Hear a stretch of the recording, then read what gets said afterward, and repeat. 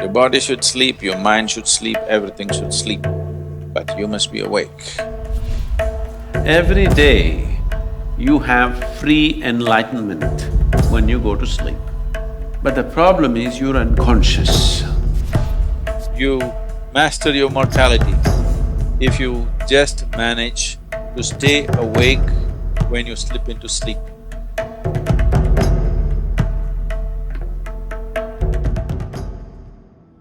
There are various aspects to that which we refer to as Shiva. The boundless reality is referred to as Shiva.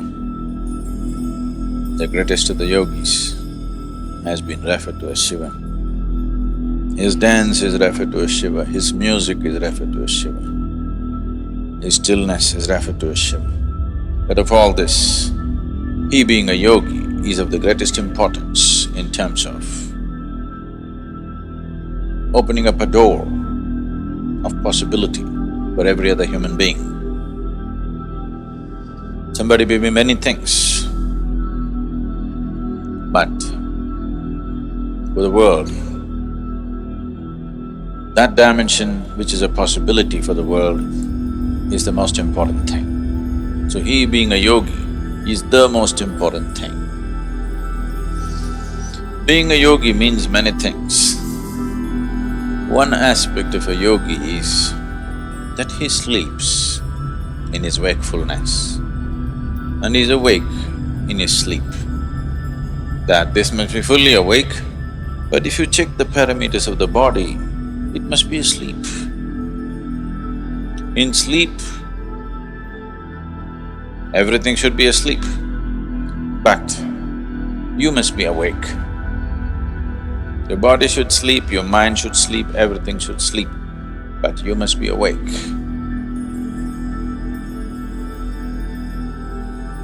When you fast asleep, you're in perfect tune with the existence, one with the existence, isn't it? Nature has given you this. If you've forgotten, every day when you go to sleep, it makes you one with the existence. In the same sense of unity, if you can wake up and walk around, you made it, isn't it? Every day, you have free enlightenment when you go to sleep. But the problem is you're unconscious. So the sadhana essentially is just this, that from wakefulness when you go to sleep, a certain part of you goes to sleep, a certain part of you, if it still stays awake, then you made it.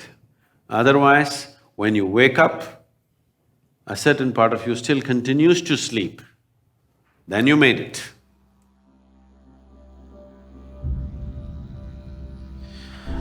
If you're awake and fast asleep at the same time, you're asleep and awake at the same time, this is called Turiya.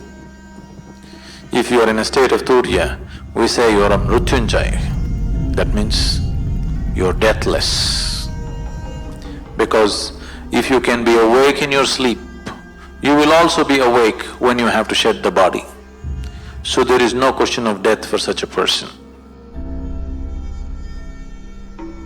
Because life and death are happening at the same time.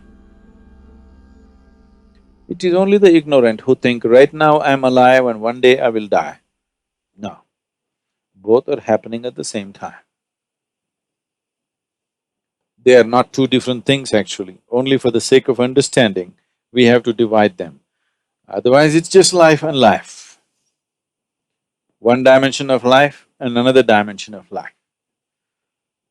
So this transition from one dimension of life to another becomes an easy doorway.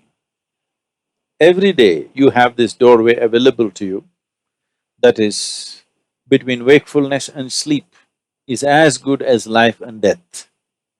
If you know how to exploit this doorway, if you stay alert till that last moment, do you ever know when you actually slept off? You think you're there, but after some time, you don't know when you slept. If you can take yourself to that moment, It's as good as being conscious at the moment of death. You master your mortality if you just manage to stay awake when you slip into sleep. See, this is an opportunity for you. The best preparation for death is make an attempt to try to fall asleep consciously. Instead of drifting away, if you shift from wakefulness to sleep consciously, death will become a play. So, the moment of sleep is a tremendous opportunity.